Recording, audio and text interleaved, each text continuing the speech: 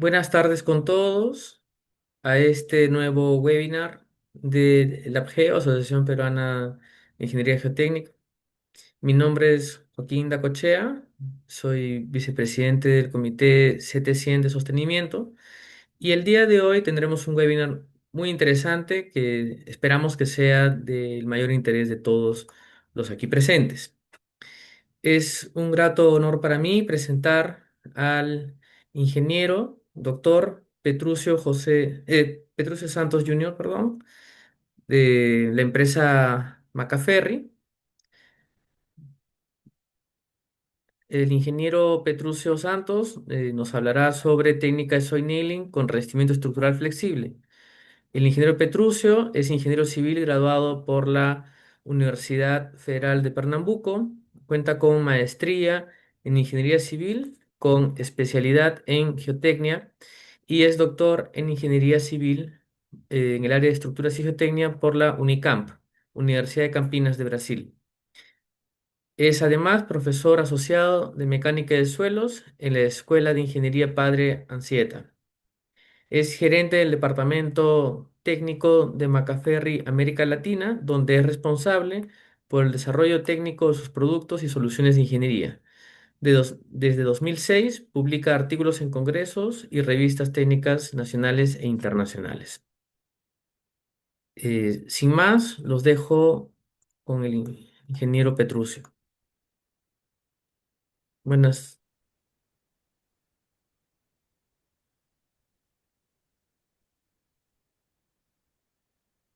Muy buenas tardes a todos. muy buenas tardes. Es un placer estar el día de hoy para presentarles un tema que es muy interesante a todos. Espero que disfruten. Voy a intentar compartir con todos un poco de información y de experiencia sobre ese tema. Bueno, estoy compartiendo. ¿Se puede ver la mía pantalla? Sí, ¿Está sí se bien? puede ver. Ok. Entonces, vamos adelante. Bueno, como les dice, les agradezco mucho la atención. Por favor, también hagan las preguntas al final de la presentación. Espero que puedan servir como una buena enseñanza para los proyectos que van a utilizar ese tipo de aplicación. En un corto espacio de tiempo, se presentó en la ingeniería moderna las técnicas de soil nailing y después las técnicas clásicas de soil nailing que nosotros conocemos bien, por gran parte del mundo se utilizan, pero hoy día sí creó una variación de la solución de soil nailing que se adaptó a la técnica tradicional, principalmente com um câmbio para as aplicações de revestimento.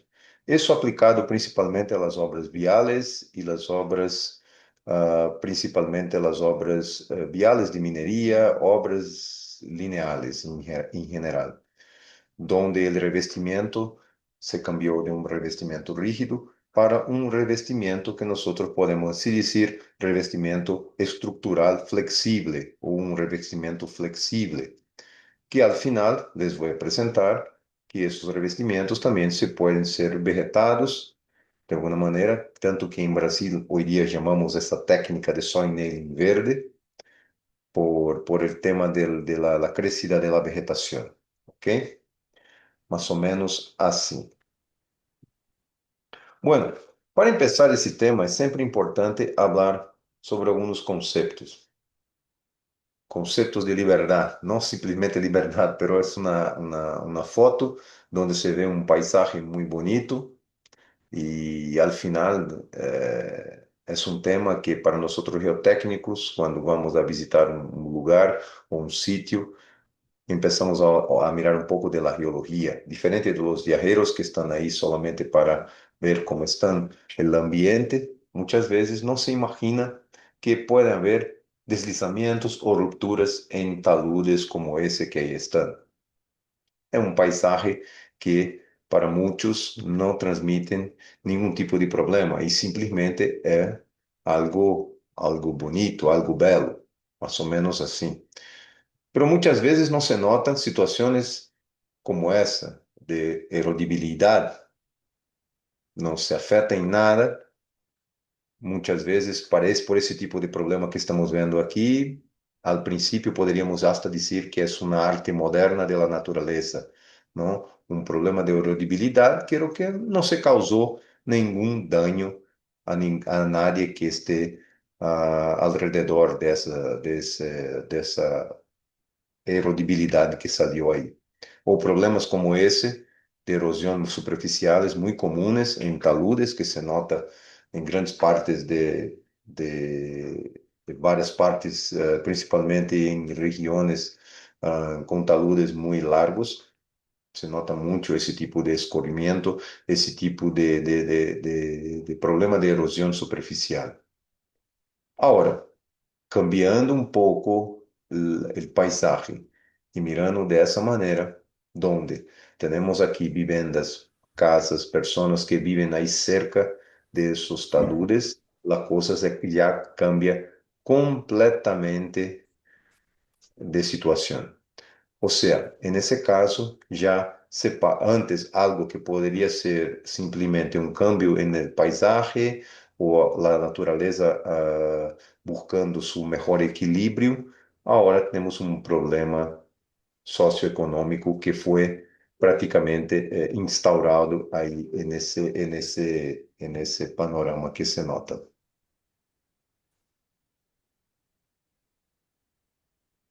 Também acertar um pouco isso. Ou problemas como esse em vias, donde se ve ahora una interrupción en la vía por un talud que estaba ahí. Tal vez en una situación donde no hubiera esa vía, fuera simplemente una acomodación de la superficial del terreno. O otro punto más común, en Brasil ha ocurrido mucho en los periodos de lluvias, y es muy agresivo en las zonas donde existen ocupaciones urbanas que no están ordenadas de manera muy clara, y esas ocupaciones próximas a los taludes pueden sufrir demasiadamente durante los periodos de lluvia. O sea, básicamente, ¿cuál sería la diferencia entre la foto que les presenté al inicio y la situación que está a la derecha, la foto a la derecha? Básicamente, desde un punto de vista de ingeniería, sería estudiar los análisis de riesgo. ¿Cuál es el problema? El problema es que la naturaleza cambia de forma a todo momento. La lluvia, los intempéries, los agentes de intemperismo que llevan a cambios naturales en los taludes, ocurren a todo momento por millares de años, por milenios. Pero cuando nosotros empezamos por factores antrópicos a ocupar una determinada región, pasamos a tener problemas con esos cambios ambientales y también pasamos a afectar esos cambios ambientales y pasamos a estudiar los taludes no simplemente con una condición de equilibrio natural, pero podemos observar los taludes ahora como un problema y necesitamos realizar análisis del riesgo que puede existir en la zona por el riesgo por las personas o por los objetos que ocupan esa región. ¿Ok?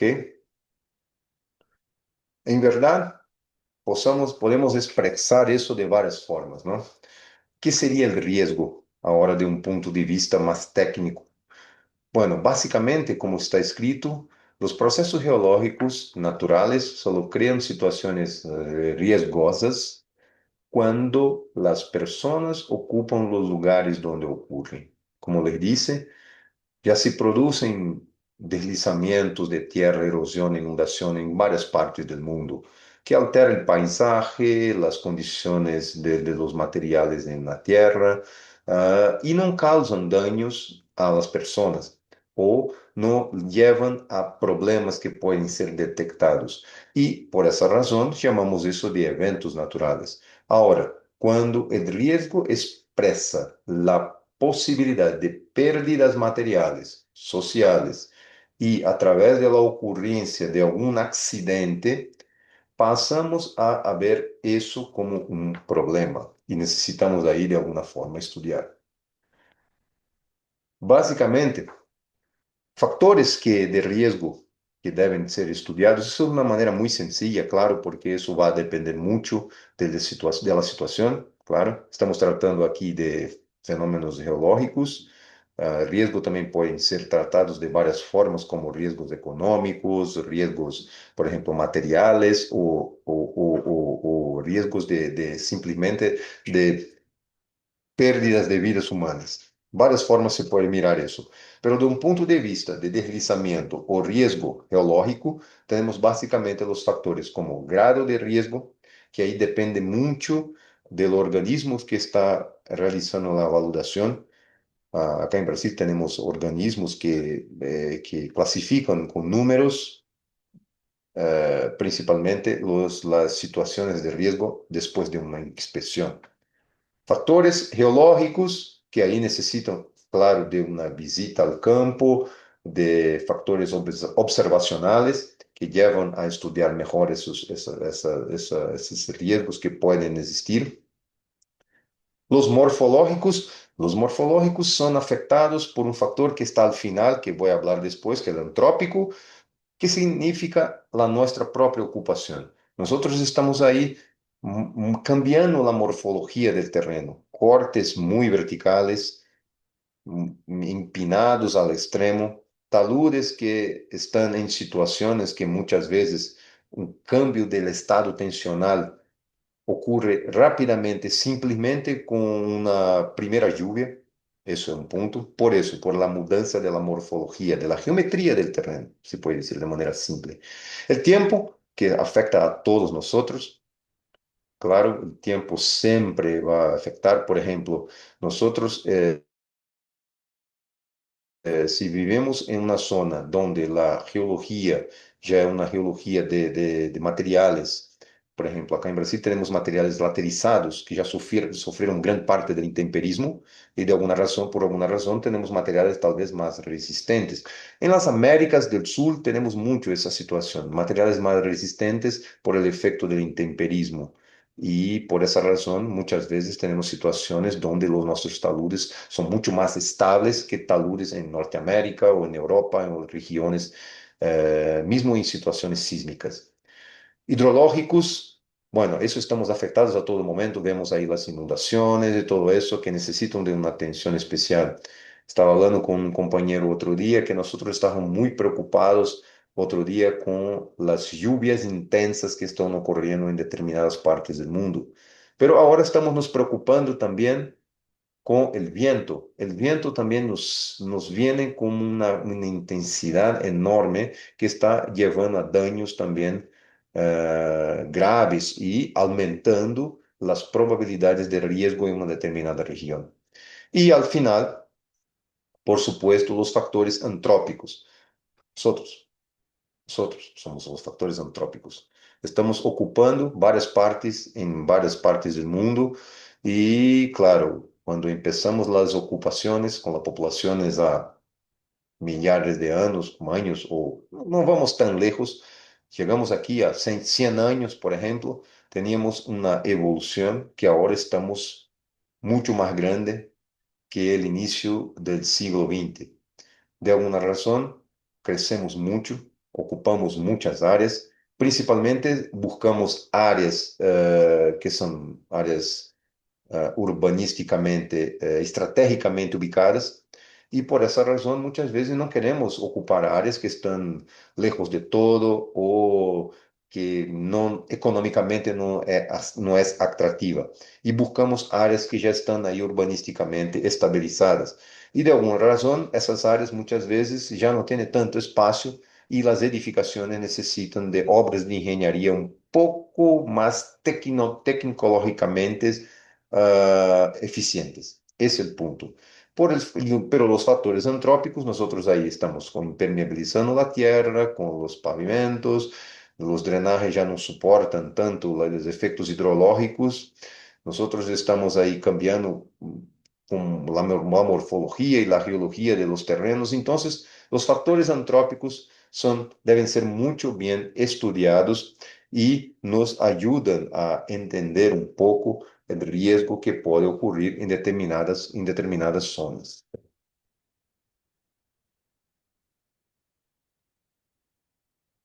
O sea, al final, de una manera muy práctica, puedo decirles un resumen. Sería, básicamente, tengo que analizar el riesgo. Depende obviamente, va a depender mucho de la situación, pero realizar alguna análisis, principalmente de una visita o con expertos en temas específicos para el riesgo que se debe analizar. Crear un plan de acción. Un plan de acción significa no agir de cualquier manera. Tenemos que pensar antes de ver qué cosa vamos a crear para solucionar un posible problema, porque muchas veces, às vezes chegamos a uma determinação, quando me refiro a riesgos, sempre estamos falando de riesgos geológicos com deslizamentos, é claro, por supuesto. Agora, quando pensamos em criar um plano de ação, devemos pensar em um plano de ação basado em la situação e el terreno que devemos actuar. Para al final proponer soluciones que se integren al medio. ¿Qué sería eso? Al final de todo, tenemos que analizar el riesgo, o sea, estudiar el problema como debe ser, que muchas veces necesitan simplemente de un proceso de mitigación, crear un plan de acción que ahí pueden ser no solamente con ingenieros geológicos, pueden ser hidrólogos, podemos ser estructurales, podemos ser algo multidisciplinar y al final proponer soluciones que se integran al medio. Y ahí nuestro papel como ingeniero es importante, porque tenemos que tener la cabeza abierta a nuevas soluciones. Porque muchas veces una solución, por mejor que sea y por más habilitado que nosotros estemos sobre el tema, muchas veces una solución no se integra de manera muy clara en el medio o al problema que tenemos que solucionar. Entonces, en esos casos, cuando me refiero a una solución que se integre al medio, significa proponer una solución que se integre bien al problema.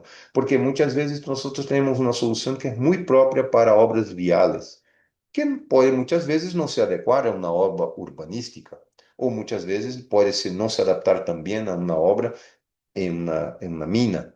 Entonces, todo eso tenemos que estudiar bien. Entonces, como ingenieros, la cabeza abierta a nuevos open minds, se puede decir así, para nuevos problemas que pueden surgir basados en una estrategia, en un plan de acción bien direccionado. ¿Ok? Ese es el mensaje que debo decir. E já que hablé tanto de problemas de erosivos, como se dá esses principais problemas ou como se podem estudar os principais mecanismos que causam problemas de instabilidade? Ok? Vamos a ver. Vou tratar de maneira muito resumida, claro, porque quando nós tratamos de la simplicidade, nos permite entender muito claramente todo o contexto do problema.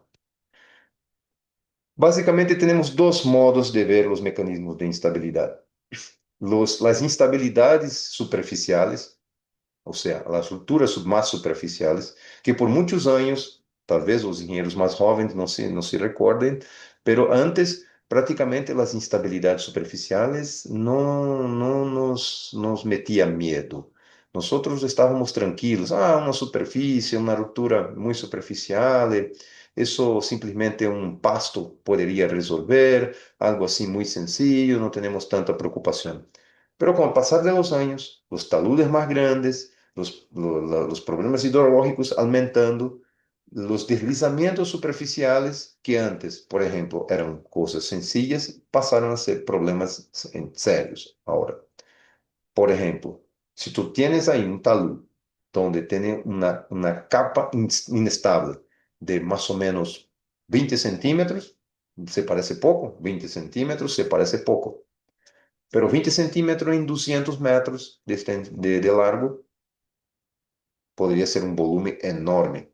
y aumentando a medida que las tensiones de corte se van incrementando y el talud se va rompiendo. Entonces, las instabilidades superficiales pueden ser un problema y es un punto donde la solución en Soinelli principalmente actúan fuerte. ¿Ok? El otro es lo que nosotros estamos más acostumbrados a ver, que son las instabilidades generalizadas o la ruptura global. Esos dos básicamente son las más importantes formas de análisis. Además de eso, tenemos las superficies clásicas de ruptura que ahí ya podemos ingresar en una... Yo estoy hablando principalmente de suelo, pero algunas situaciones muchas veces nos encontramos mucho en eso en el campo, es ver situaciones mixtas, donde tenemos ahí tanto suelo quanto roca. E essa transição é um pouco complexa, muitas vezes, para identificar o problema. E nós temos um trabalho no campo que é estudar e ver quais são as possíveis soluções que podemos dar a possíveis modos de falha. Bueno, a instabilidade superficial e a instabilidade generalizada ou global se pode dar muito cerca de uma ruptura circular. Porque uma ruptura circular com um rádio muito ou extremamente grande se aproxima muito de uma instabilidade superficial. Então, esse problema poderíamos traduzir como uma ruptura circular.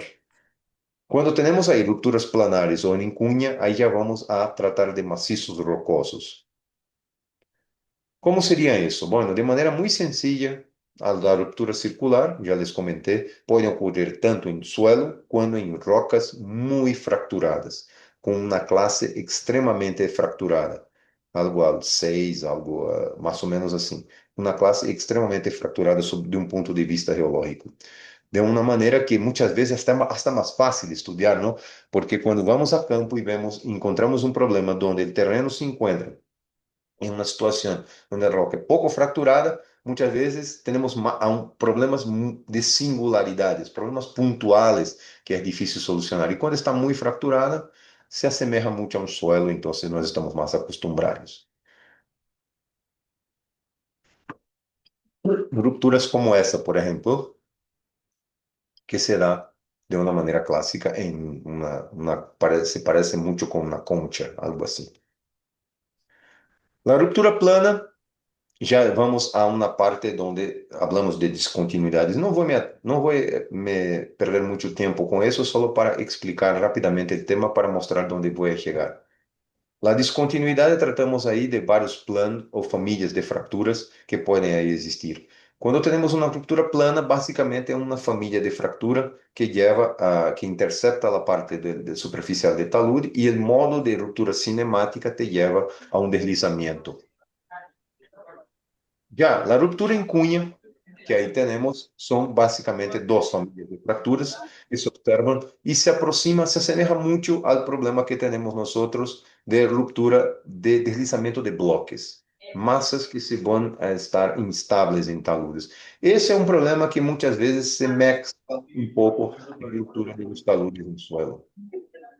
São dois planos que se cruzam e se movem uma massa que se pode aí estudar. Basicamente, esses problemas, hoje dia, nós resolvemos isso que queria chegar com a solução de Soinelli. São as soluções hoje dia mais apropriadas para isso. Por quê? Te facilitam bastante a vida, te permitem trabalhar com aporte de resistência passiva sobre o terreno e, de alguma maneira, te permite também evitar movimentações agressivas no talud. Ok? Pero antes, como comentei sobre processos erosivos, é importante pensar também que esses processos erosivos podem ser algumas vezes sencillos, pero podem ser o primeiro passo para compreender como se deve evitar problemas de ruptura nos taludes. Os processos erosivos, se nós tratamos esses processos que ocorrem principalmente com lluvias, como lo identificamos? Com a perda de massa. Na quantidade de suelo que se desliza sobre o terreno, se acumula no pé do talud, ou seja, tem uma perda de massa que leva a um processo de ravinamento, ou esses surcos, ou essas grietas que surgem nos taludes.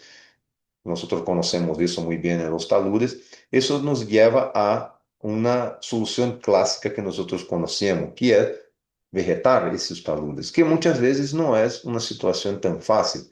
Por eso se ganó muy notoriedad en los años la solución de geomantas. Las geomantas son geosintéticos tridimensionales que son utilizados para proteger los taludes y reforzar las raíces de la vegetación mientras la vegetación no se desarrolla por completo. Es una técnica bastante sencilla. Voy a hablar de manera muy rápida sobre eso para después para tratar más específicamente del soil nailing, pero básicamente significa poner una manta sobre el terreno, una manta con bastante vacíos, tridimensional, que permite que la vegetación pase por entre los vacíos, esa otra foto, pase por entre los vacíos y las raíces se fortalecen durante el tiempo. Eso, claro, com o mix de semillas corretamente utilizado, pode levar a um talud superficialmente fortalecido. E é uma técnica bastante sencilla de se utilizar porque necessita simplesmente de uma regularização do terreno e posteriormente a fijação da geomanta sobre o terreno, que é facilísimo, se fija en la parte superior con una cuneta o con pernos o algo así, se desenrola sobre el terreno y debemos simplemente mantenerla en contacto, en buen contacto con el terreno. Utilizamos algunos clavos, puedes utilizarlo así, cortos, solo para mantenerla bien pegada al talud. É uma técnica bastante utilizada, que pode ser utilizada hasta em canales como esse, uma vez que se permita o crescimento da vegetação, claro, e as velocidades do flujo sejam extremamente bajas, ou seja, velocidades 1,5 metro por segundo, por exemplo, velocidades bajas que não se transmita tensões de arrastre muito grandes sobre o terreno. Ok? Essa técnica de geomantas é muito utilizada, ganhou bastante espaço com o passar dos anos, já praticamente se tornou clássica em todas as obras de engenharia. Antes se pensava como uma técnica extremamente complexa e hoje dia se vê que é uma técnica simples. O secreto aqui é elegir bem a vegetação, que aí pode ser muitas vezes não um papel para o engenheiro geotécnico, pero um agrônomo ou engenheiro que pueda compreender bem quais são as semillas adequadas para essa região. Por exemplo, se tu me perguntas quais seriam as semillas que devo utilizar na região que vivo eu, Petrúcio, eu diria, eu não sei, porque eu não conosco tampoco as semillas na minha região. Además, quanto mais la tuya, como puedo saber? Es porque deberían ser un técnico especializado en vegetación que debería exactamente decirte cuál es la vegetación adecuada. Hago eso exactamente acá en Brasil. Cuando voy a tratar ese tipo de cosas, llamo a un amigo o un compañero que trabaja exactamente, que conoce muy bien de plantas, bien y hacemos la consulta o hacemos un proyecto en conjunto para decir, mira, yo cuido de la parte de la estabilización y tú cuida de la parte de la crecida de la vegetación. Ese es un punto importante saber. Aqui estão algumas obras bonitas em norte de Brasil, hecho por uma empresa de engenheiro Alexandre Guzmán, uma obra muito bonita em los taludes, em uma via de acesso em Maceió, na região norte de Brasil. Já que comentei sobre pontos importantes na Geomantas, aqui estão os elementos importantes. Análise do terreno, do suelo, saber exatamente a composição do suelo, correções necessárias, elegir bem as semillas, realizar la hidrosiembra o una siembra manual también puede ser. La instalación correcta de la geomanta, los detalles de mantenerla bien pegada al terreno. Algunas veces puede ser al revés. Cuando se realiza la hidrosiembra, se realiza primero la hidrosiembra sobre la geomanta.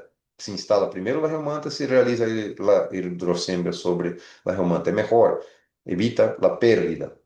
Quando se realiza uma siembra manual, é melhor realizá-la primeiro antes de instalar a reumanta. E depois a parte de riego, que é importante, a irrigação para que ela cresça.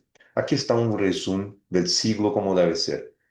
una recogida de la muestra de suelo para verificar la composición del terreno, análisis del suelo, un informe para interpretar los análisis de los estudios de suelo, los análisis químico, físico y todo, corrección del suelo caso sea necesario, preparar el terreno, seleccionar bien las plantas o las variedades de semillas que deben utilizar, eso es un experto que debe saber, realizar la siembra o a hidrosiembra y las prácticas culturales como irrigación, tratamiento durante un tiempo, o sea, realizar las operaciones de mantenimiento también que son importantes. Ese es un resumen básico. Incluso fue un experto en el tema que me pasó, que me pareció muy interesante. Me dijo, Petruccio, sería interesante tratar de esa manera para que podamos alcanzar buenos resultados para la crecida de la vegetación. ¿Ok? Bueno, cuando se trata de ese tema, Macaferro tiene una variedad también de geomantas que trata de eso, ¿no? Geomantas reforzadas o geomantas aplicadas simplesmente a taludes para protegerlos contra el efecto de erosión. Cuando se trata de protección para efectos de erosión, estamos tratando específicamente de protección en los taludes, o sea, evitar que la energía cinética de las lluvias destruyan la superficie del terreno y empiece un proceso de runoff extremadamente agresivo.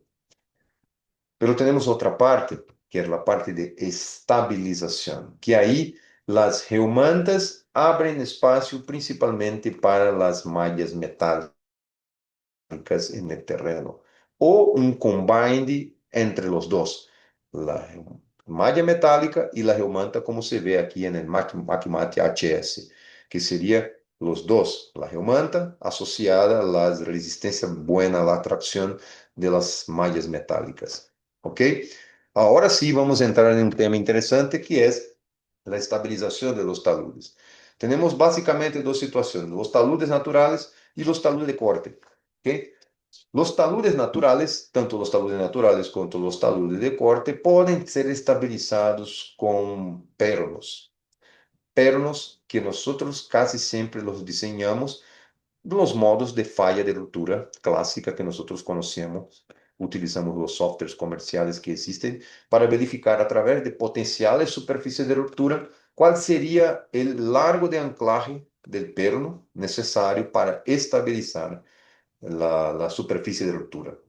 Y ahí jugamos un poco con los espacios, la distancia entre los pernos, que siempre es una incógnita en los proyectos, en los trabajos que vamos a discutir también sobre ese tema. Antes de todo, es importante decir, soy nailing trabajan como elementos pasivos, como el suelo reforzado, lo mismo. Tenemos un perno que está inserido dentro de una zona resistente y una zona activa. Unos llaman zona pasiva, zona activa, depende mucho.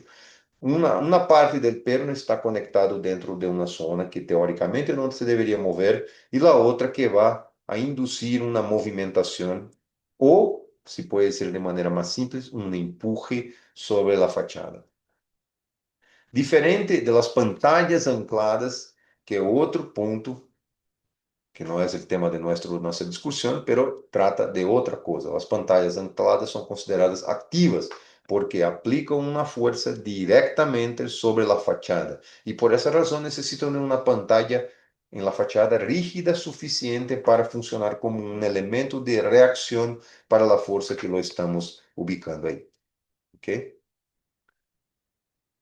Bueno, básicamente cuando hablamos de soil nailing, estamos tratando de eso que se ve ahí. Los soil nailing son esos elementos que estamos vendo ahí. Conocemos bien, ¿no? Los clavos, los pernos que son fijados en el terreno y después un shotcrete o estructuralmente una caja de concreto hormigonada resistente a los esfuerzos que são desenhados e que el calculista estructural debe diseñar bien.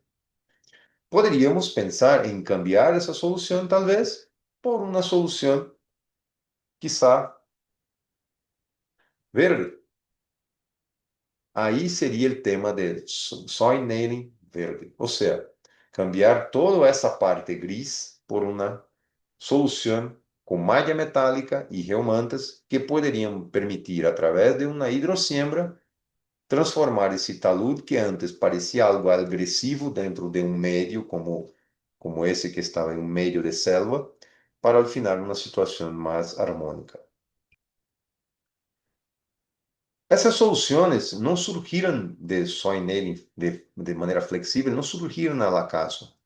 Bueno, nosotros conocemos las soluciones clásicas de gaviones, la solución muros de pesos, muros que trabajan a gravedad, y los muros en suelo reforzado, que es un primo próximo de las soluciones de gaviones, que también es una solución de peso.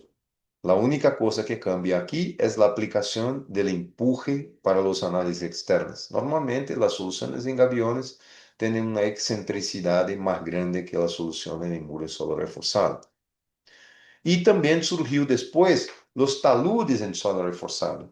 A diferença para os muros em solo reforçado é que os taludes são mais inclinados, bajo 70 graus de inclinação.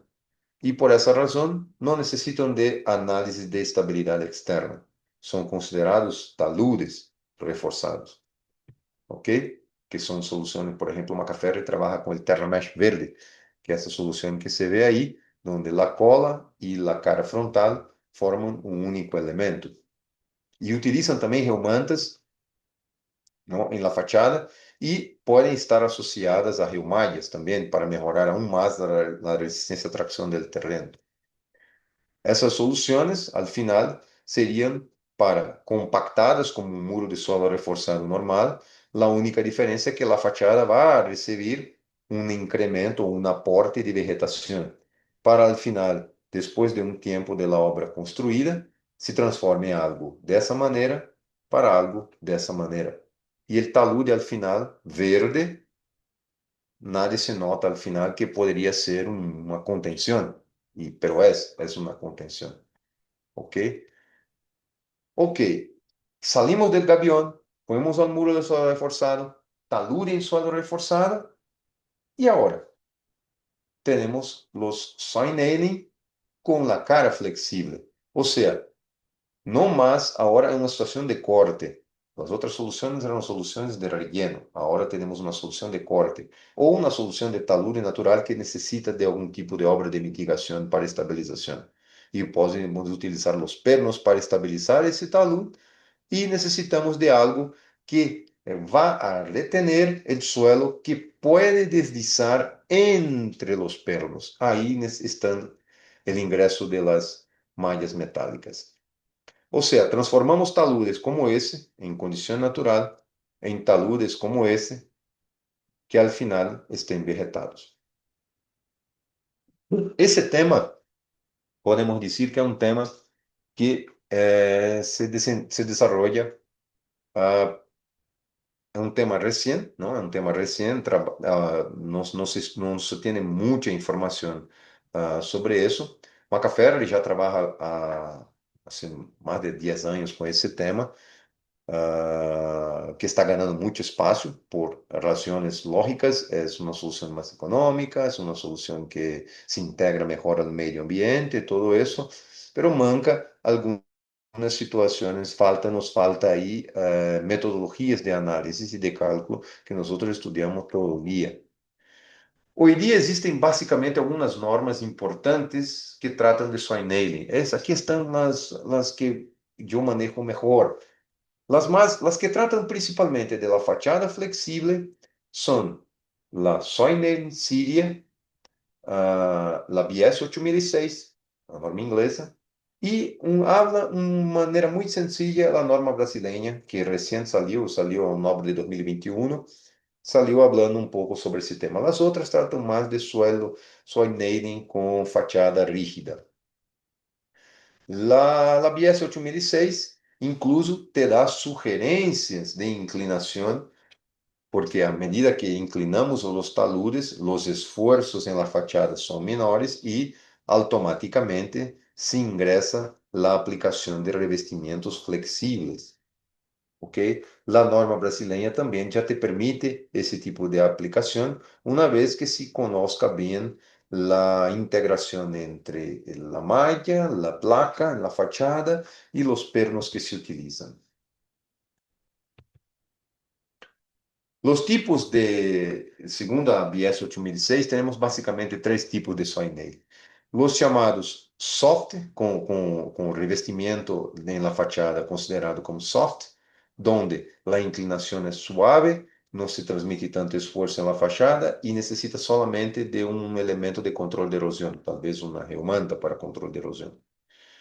Los considerados llamados complex, que serían un intermedio entre los soft y los hard, que serían los verticales puros, que necesitan ahí de un aporte de resistencia una vez que el suelo se mueva entre los pernos. Y ahí las mallas metálicas, que es el tema de nuestro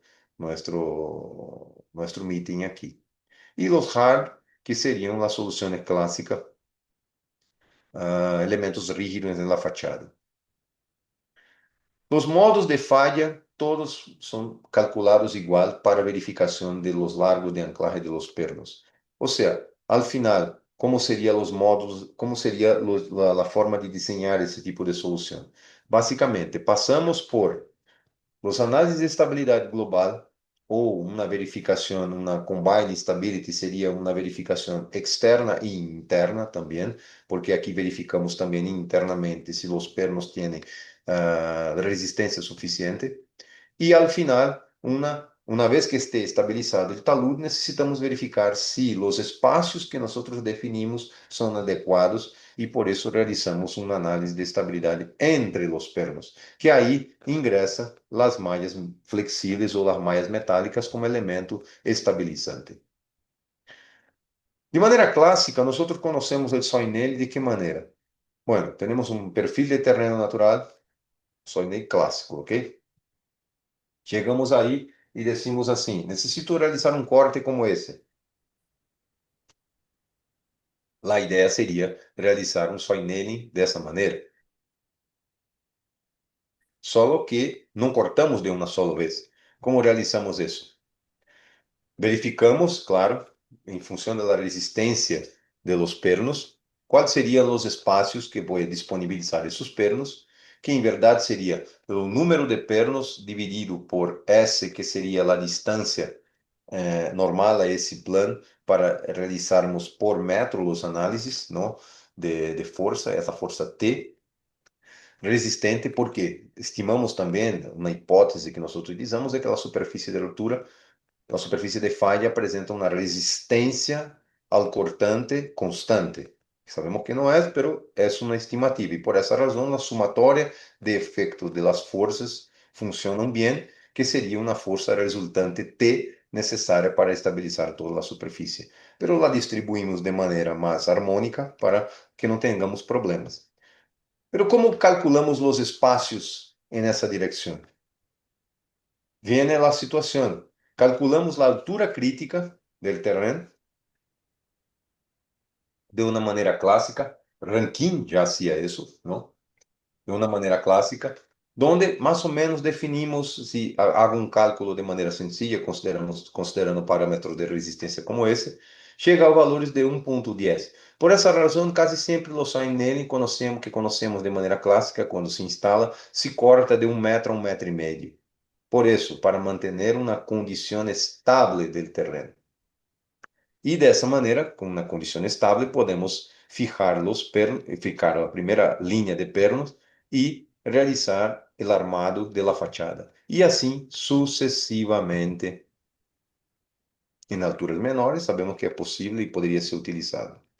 Porque sabemos que o perno, al final, quando temos uma fachada rígida, tem uma força que são basicamente três forças. A força responsável por o pull-out, que vem diretamente do bound stress, que seria o clássico chamado QS, algumas regiões chamam assim, que seria a força de adesão do perno, a força de tração de la barra de acero, e uma força que seria transmitida por la fachada rígida, que é um T0. Isso seria a morfologia, se pode dizer, de tensão de tração em um perno. De alguma maneira, Cluter estudou isso e definiu que a força que iba em la fachada, T0, era transmitida a um elemento rígido e dessa maneira conseguimos calcular o armado. Quase sempre quando se vai calcular el T0 se aproxima muito da força máxima de tração no perno por incertidumbres que podemos ter. Porque reduzir isso poderia ser um pouco agressivo para calcular o armado que se vai meter, a armadura que se vai utilizar em la fachada. Pero quando hacemos isso com elemento flexível, como lo hacemos? Não temos a mesma reação de T0 na fachada. E, además de todo, normalmente quando instalamos os soinene flexíveis, não realizamos operações de corte sucessivas. Normalmente o talud já se encontra em uma situação com um fator de segurança maior ou igual a 1. Já está, de alguma maneira, estável em teoria. Pero debemos evitar que ocurra una ruptura por variación del estado de tensión, que puede ser la erodibilidad, puede ser carga, puede ser tiempo, puede ser un montón de cosas, o simplemente aumentar el factor de seguridad del talud para evitar riesgos futuros en objetos o vidas humanas que estén próximas de ese talud. ¿Ok? Aí depois utilizamos os pernos e a malha instalada. E por essa razão devemos ver como se deveria romper, estudar como seria o modo de falha entre os pernos. E aí estudar se essa força, depois de uma ruptura, como se afetaria esse elemento flexível que está na fachada e como esse elemento se deformaria. Esse é o nosso trabalho ao final. Para isso, existem algumas provas que realizamos para estudar o comportamento, como na prova de funcionamento, prova de punção em la malla, prova de campo ou provas de laboratório também, porque al final se comporta como uma membrana articulada em 4 pontos, seria al final isso. E obtenemos aí um gráfico que é um gráfico, praticamente uma curva característica que, independente da resistência do elemento, vai ter esse formato, cambia um pouco a inclinação em função da intensidade da rigidez do elemento que se vai utilizar, mas basicamente temos uma relação entre a força de funcionamento e o desplazamento ortogonal ao plano que pode sofrer, ok? Isso vem de muita experiência no largo de los anos, principalmente nos tipos de revestimentos, como podem ver aqui. Revestimento simples ou revestimento cortical, que seriam tanto para taludes em roca quanto taludes em suelo. Ou seja, a ideia do elemento é resistir a um volume inestável que se pode romper. Ok? E aí existem vários tipos de produtos que a Macafer utiliza, como a Malha Steel Grid, a Macmate HS e a HA Panel. E como calculamos isso? Bom, basicamente realizamos vários modelos, temos notas técnicas também, que depois em outro momento também a Macafer pode distribuir a vocês, sem nenhum problema, onde se ensina um pouco desse modo de cálculo, de como se realiza, mas basicamente de uma maneira muito clássica e sencilla seria ver como seria a ruptura entre os pernos e calcular a força que evitaria o deslizamento. Essa deveria ser a força resistida por la malha, ok? Provas como essa, de punch, aqui é um modelo em elementos discretos que te mostra exatamente o funcionado de la malha entre pernos, ou seja, uma membrana reticulada em 4 pontos. E aí teremos a força máxima e a força em los pernos, como seria distribuída. Esse gráfico, essa figura que está aqui, que aqui se apresenta, é uma figura que está em la BS 8006, que também se estima que esse modo de falha também pode ocorrer, um volume se pode despegar do terreno entre os pernos e a malha teria a função de retener esse material. Em função da rigidez da malha, pode ver aqui M1, M2, M3, seria a malha menos resistente hasta uma malha mais resistente, tendríamos aí uma concentração melhor de tensão. Además que os espaços entre os pernos também afetaria muito os desplazamentos. Aqui se vê a malha, a primeira, color naranja, que está aí 2 por 2, seria uma distância entre pernos 2 por 2. 3 por 3 la azul, e 4 por 4 la verde. Você vê que à medida que se aumenta a distância entre os pernos, lógico, os desplazamentos em la malha vão aumentar muito.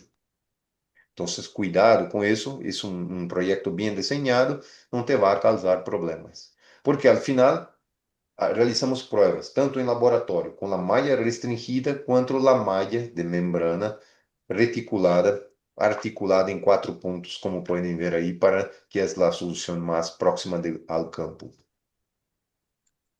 Isso também se pode aplicar a taludes rocosos, claro, por supuesto. Pero para taludes rocosos, aí já não é mais um modo de ruptura por resistência ao cortante del terreno. Aqui temos já plano de descontinuidades ou uma inclinação de uma junta crítica que pode levar a um deslizamento de uma massa ou de um bloco ou de um maciço rocoso sobre outro, sobre um determinado plano. Basicamente seria algo assim, não?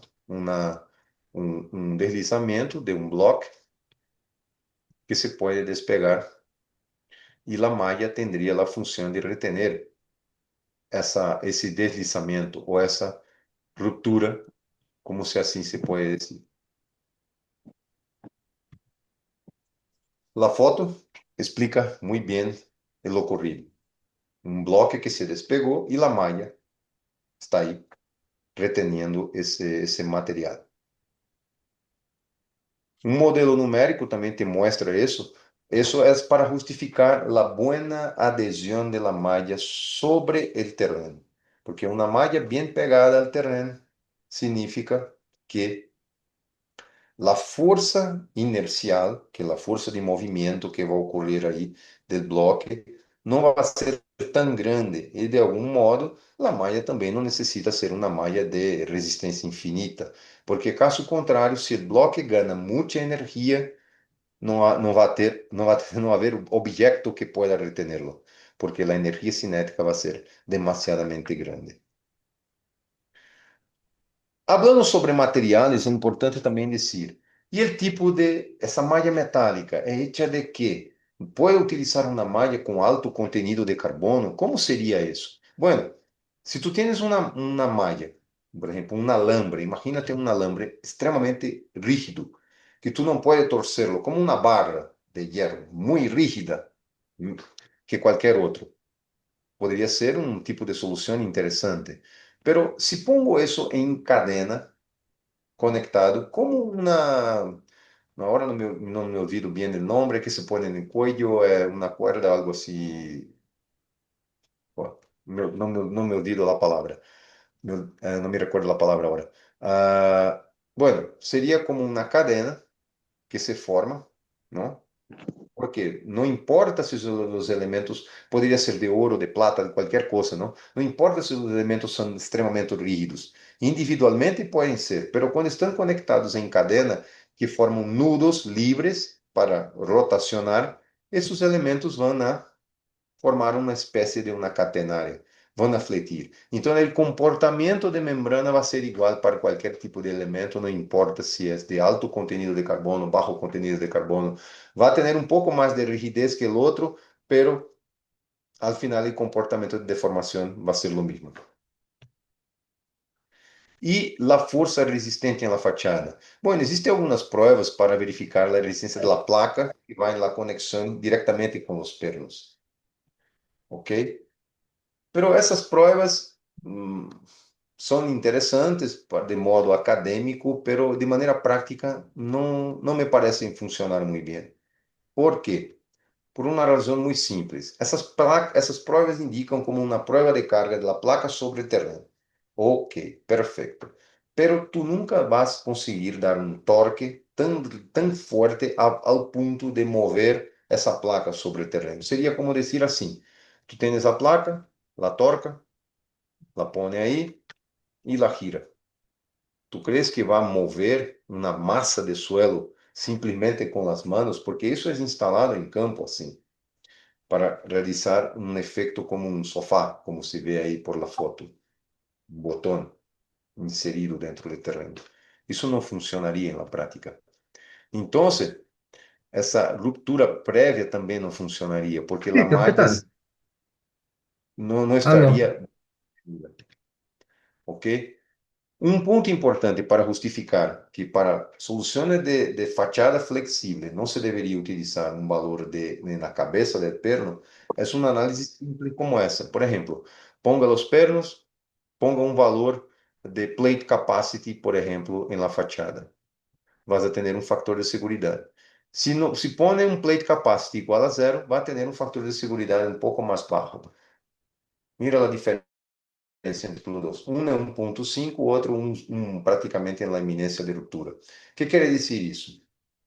O diagrama de tensões, quando se considera um plate capacity, com uma força na cabeça do perno, que é um dado de ingresso, isso é importante dizer, tem que ser garantizado na obra, algo que não consigue garantizar, diferente de uma estrutura hormigonada, armada na fachada. Aqui temos um revestimento flexível que tem placa e uma torca que deve ser girada com um torque que não vai transferir uma carga tão grande na fachada, suficiente apenas para manter a malha em contato com o terreno.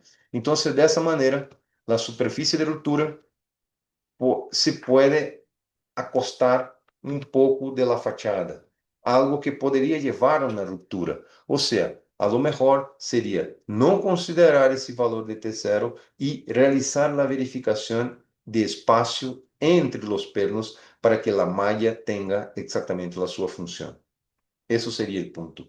Ou seja, temos uma quadrícula como essa, a malha funcionando como um material reticulado, não? Imagínate el funcionamiento entre los pernos, como ahí está. Un cuarto de fuerza va para cada perno. Teóricamente sería eso, ¿correcto? Cabeza de cada perno debe receber un cuarto de fuerza total. O sea, estoy tirando, empujando, ¿no? Empujando la malla hacia afuera. El suelo está empujando la malla hacia afuera. Y se está transmitiendo um quarto da força total para cada cabeça. Então, um quarto seria a força que tenho que utilizar para desenhar a resistência em la conexão.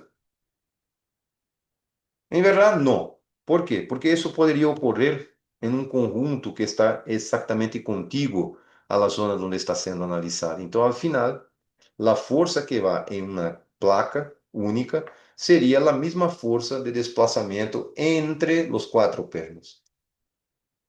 Entonces, al final, tendríamos que la fuerza para ocurrir, que lleva el puncionado sobre la malla, sería la misma fuerza que se va a transferir para la cabeza del perro. Eso es algo que es necesario para el diseño das conexiones. La norma brasileña comenta algo así sobre eso.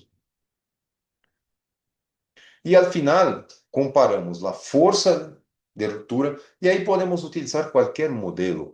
Um espaço entre os pernos, calcula a ruptura que pode ocorrer aí por uma superfície plana, uma superfície circular, pode utilizar um modelo de elementos finitos, pode utilizar o que queira. O importante é saber qual seria a pressão ou a força que vai existir entre os paneles. E, consequentemente, essa força eu vou comparar com o gráfico de resistência ao puncionado da malha, como se vê aí ao lado, e verificar se esse desplazamento, delta que puso, está compatível com a geologia do terreno. E desse modo tenho uma malha bem ou mal desenhada para as condições que vou utilizar no terreno. Ou seja, recordam-se que tenho um fator de segurança maior ou igual a 1? Ok. Tenho que exatamente verificar essa força para alcançar um fator de segurança um pouco mais grande. Ou levar, a realizar como um tipo de uma, entre comillas, uma retroanálise, bajar a resistência do terreno para chegar a um modo de ruptura, para verificar qual seria a força máxima que vai existir entre os pernos, ou seja, como seria a ruptura entre os pernos para que eu ponga a malha e essa malha como suportaria essa força. Esse seria o comportamento. Porque, ao final, tenho essa seguinte situação. No momento inicial, tenho a força praticamente nula. Não tenho força quando a malha está. Isso aí é uma visão, um overview, não? Uma visão superior. A malha está praticamente estirada e instalada entre os pernos. Ok? Não tengo carga sobre la malla, não está. El suelo necesita moverse para aplicar carga sobre la malla. A medida que a carga aumenta, la malla trabaja. E aí eu consigo verificar os modos de ruptura que tenho que estudar. Primeiro, la falla por puncionado, a força máxima que vai existir sobre a malha.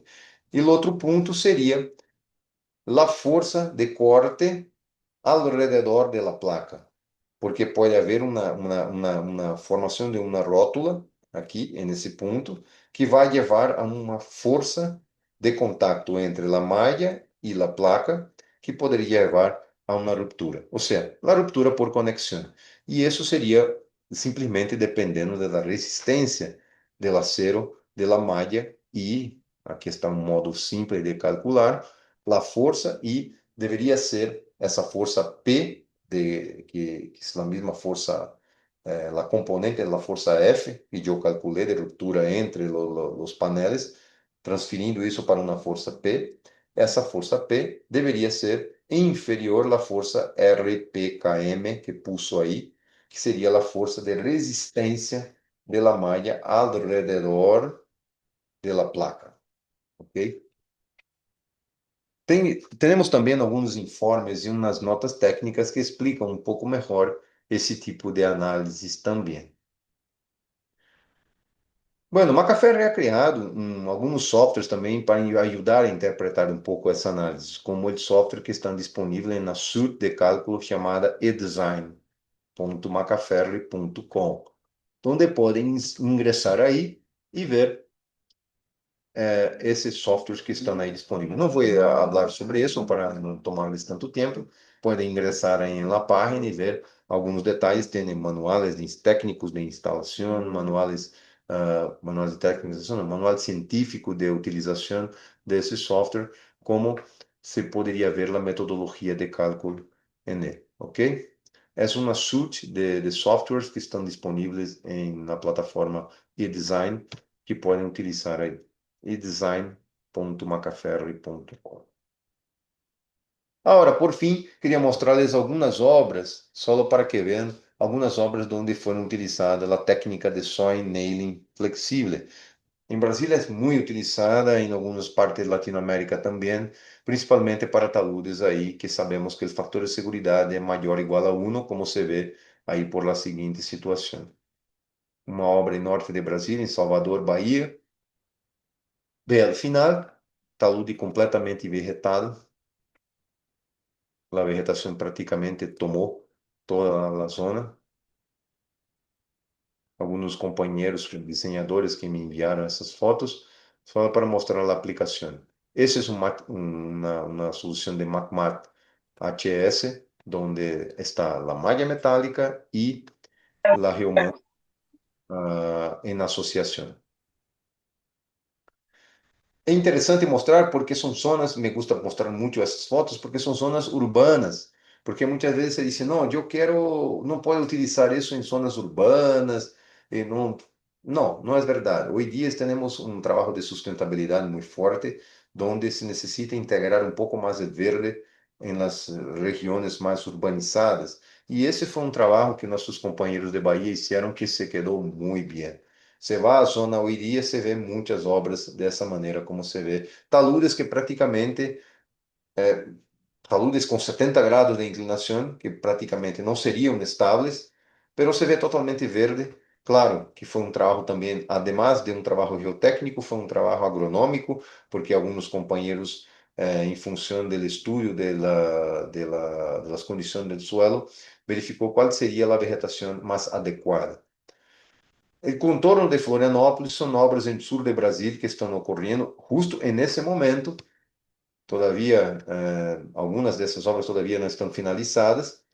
São taludes basicamente rocosos, só para mostrar a aplicação de las mallas em taludes rocosos, donde estão aí para evitar problemas de ruptura e falhas em função das descontinuidades das famílias que existem na região. Aí você vê, são basicamente obras viáveis, não?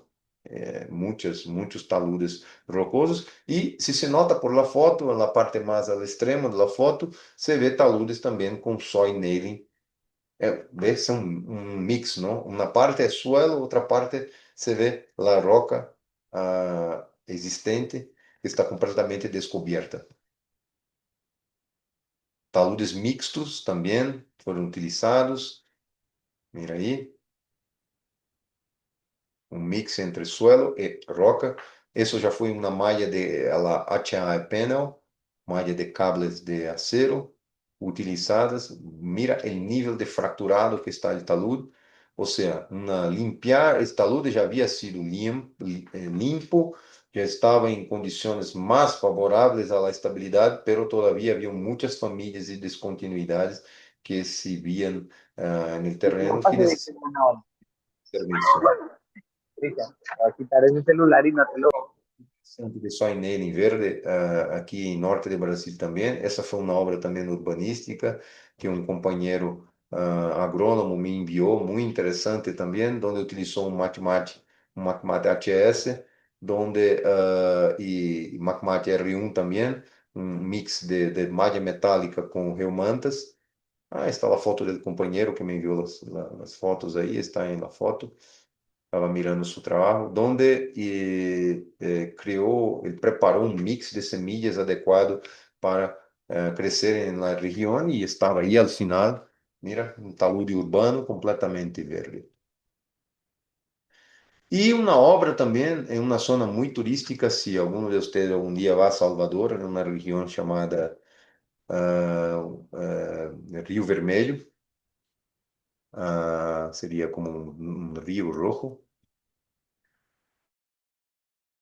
Tiene algunos hoteles en la región y eso está justamente enfrente a la playa, donde está un talude mixto, donde estamos una parte con soil nailing y la otra parte más inferior con la parte de roca, que se ve bien. Ese es el hotel que está en la parte superior, se llama el Hotel Pestana, y estaba ahí, mira, roca y la parte superior soil nailing. O sea, se puede trabajar de manera híbrida con esa solución, que es algo también muy interesante. Y por fin, por conclusión, recomendaciones que podría decirles sería la protección de la superficie con geomantas y vegetación local es siempre lo más indicado para evitar problemas erosivos. El espacio entre los pernos va a depender de la rigidez de la malla y del modo de falla que se va a estudiar para calcular esa resistencia. La malla va a tener un comportamiento similar a uno de una membrana elástica, eso es importante saber, o sea, un material deformable, por eso que es un material flexible. Debe tener en cuenta la deformación, claro, asociada al comportamiento de membrana y, como digo, como mensaje a los análisis de riesgo, siempre realizar el proceso de integración de la solución al medio, o sea, estudiar bien el problema y ver cuál es la mejor solución para integrar y causar menos impacto a la zona donde se está proponiendo algún tipo de intervención de ingeniería. ¿Ok? Bueno, básicamente sería eso. Les dejo mis contactos. Estoy a disposición y vamos a la parte de dudas. Espero que tengan disfrutado bien el tema y les agradezco mucho la atención. Muchísimas gracias, doctor Petrucio. Sí, tenemos algunas consultas. A ver, aquí. La primera es, ¿la geomanta para qué pendientes de suelo se puede emplear? ¿Para qué tipo de? ¿Para qué pendientes, para qué inclinación ¿Para qué de pendiente, terreno se puede utilizar? para qué pendiente se puede utilizar? Mira, esa es una excelente pregunta, porque yo hasta 2 meses atrás yo creía que no podría ser utilizada más que a inclinaciones superiores a 70 grados. Pero fui a una obra en norte de Brasil donde un compañero agrónomo también, ese que estaba en la foto que les comenté, me dijo, no, Petrucio, yo tengo una obra que les voy a presentar con 90 grados de inclinación vegetada. Yo dije, no, no puedo creer. Fui a ver y estaba. Pero depende del tipo de la vegetación. Ele utilizó la vegetación que son vegetación como aquí llamamos de trepaderas, vegetación que se agarra como si tuviera garras y esa vegetación consiguió alcanzar alturas significativas, más de 10 metros de altura, agarradas a la geomanta y funcionó bien. Pero te digo, lo recomendable, bueno, de manera simple, lo recomendable es que las geomantas estén instaladas y para que la vegetación crezca, que la inclinación no sea superior a 70 grados. Excepciones es los expertos en el tipo de vegetación local que podrían decir si es más adecuado o no en una determinada situación. Perfecto, muchas gracias. A ver, tenemos otra pregunta. ¿Cuál sería la distancia recomendada para construir desde la corona del talud, es decir, desde la cresta del talud, aplicando esta solución de estabilización con pernos y geomanta para que no exista problemas en la construcción sobre el talud? Es decir, ¿cuál sería el rango de desplazamiento horizontal de la cara del revestimiento para que no exista riesgo en las construcciones sobre el talud? Sería el límite entre el fin de la construcción y el talud y donde se ubica la construcción, ¿es eso? Exactamente, sí. Ah, bueno, en verdad, no, depende del terreno. Por ejemplo, si es un terreno más rocoso, yo tengo situaciones de un terreno en rocas donde existen construcciones que están muy próximas. Ahí tenemos que ver la interferencia de los pernos con la construcción que está ahí cerca. Si va a haber interferencia entre las fundaciones o algo así. Ese es un punto. Sobre la condición de instabilidad que puede generar en una construcción próxima a la esquina donde está ahí la edificación con los pernos, si es un terreno con suelo, ahí tú puedes tener problemas, sim. Aí deveria haver um espaço. Eu não sei exatamente te dizer um espaço mínimo porque vai depender da construção que está sobre. Se é um parqueio, por exemplo, é um espaço de solamente de tráfego, algo simples, uns 2 metros máximo já seria suficiente. Agora, se é algo como uma construção, uma edificação, vai depender da influência e do peso da edificação que poderia levar a uma falha. Porque todo depende da resistência do terreno. Se é um terreno que tem pouca resistência, estamos falando de soil nailing com cara flexível, ok? Ou seja, um talude que está inclinado. Aí sim se poderia, talvez, se aproximar um pouco mais e ver se os pernos também não causariam influência à edificação ou à obra que esté cerca. Não sei se é exatamente isso a pergunta. Sí, sí, sí, sí. Esa es justamente lo que estaba consultando uno de nuestros participantes. Bueno, acá la siguiente pregunta es si han tenido experiencia de aplicar el método en taludes verticales. Justamente, bueno, ya lo contestó hace un momento. Y la última pregunta que tenemos es, ¿funcionará en taludes formados por rocas? Sim, taludes formados por rocas, sim, poderia. Eu les apresentei aqui taludes totalmente rocosos, e aí os planos são totalmente verticais. Agora, a diferença são os análises, porque os análises de ruptura com o revestimento flexível em suelo é uma ruptura normalmente planar entre os seus elementos. Agora, quando temos rocas, aí tem que evaluar as famílias de fracturas, porque em função da direção das famílias e da inclinação dos planos de falla, é uma análise cinemática que tu tens que realizar entre ah, antes de instalar os pernos e depois de instalar os pernos em função da distância, porque aí te tem que evaluar se qual seria a cinemática de movimento entre os pernos. Por exemplo, uma família está mais inclinada ou menos inclinada. Em função dessa inclinação, tu vas saber qual seria a possibilidade de escorregamento, o deslizamento dessa massa rocosa e quanto deveria ser a força aplicada sobre a malha. E, consequentemente, se a malha necessita ser mais ou menos resistente a esse volume rocoso. Se é um bloco único, é mais fácil, é mais sencillo. Se é um material mais fracturado, aí se comportaríamos cerca de um suelo, de um terreno, aí talvez muito verticalizado, talvez tenha problemas de formação de bolsas, não? Porque a malha é flexível, pode trabalhar e talvez seja necessário algum tipo de mantenimento com o passar do tempo. Seria algo assim. Listo. Ya estamos contra el tiempo, pero tenemos una última pregunta.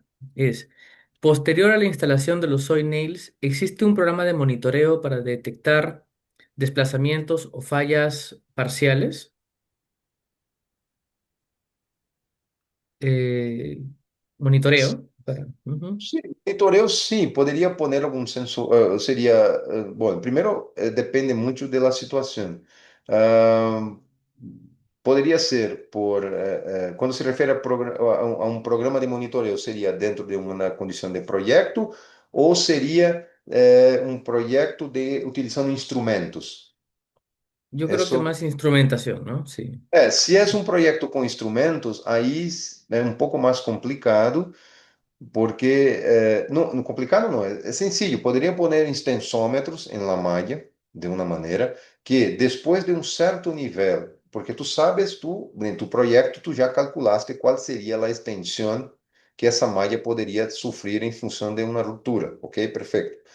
Se essa extensão for, ao se instalar um extensômetro em la malla, se poderia verificar que depois de um certo nível de deformação na malla, haveria que haver algum tipo de intervenção. Isso seria um ponto. Outro ponto poderia ser topográfico também. Topograficamente também poderia ser. Realizaria as medições ao final da construção, ou seja, no momento T0, momento zero, ok?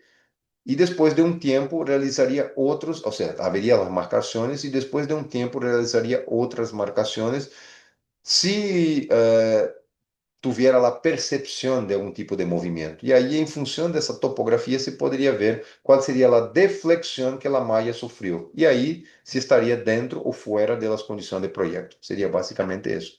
Topograficamente poderia ser ou através de extensômetros poderia ser.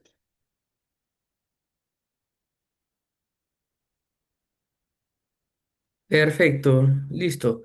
Bueno, tenemos algunas preguntas más, pero ya estamos un poco contra el tiempo.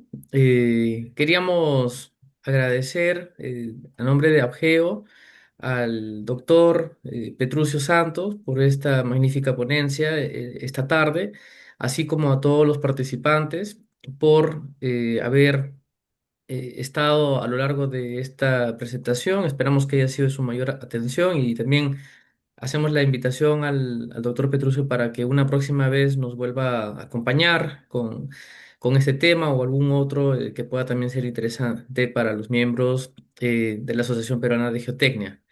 Y recordarles a todos que esta ponencia va a quedar grabada y será subida en la página web, perdón, en la página de YouTube del Apgeo, a la cual los invitamos también poderse suscribir.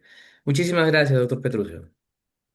Agradeço a todos e espero em outra oportunidade também abrir um pouco mais o tema, talvez falar um pouco sobre investigações em taludes rocosos ou algo assim. Podemos ver depois com mais evidências.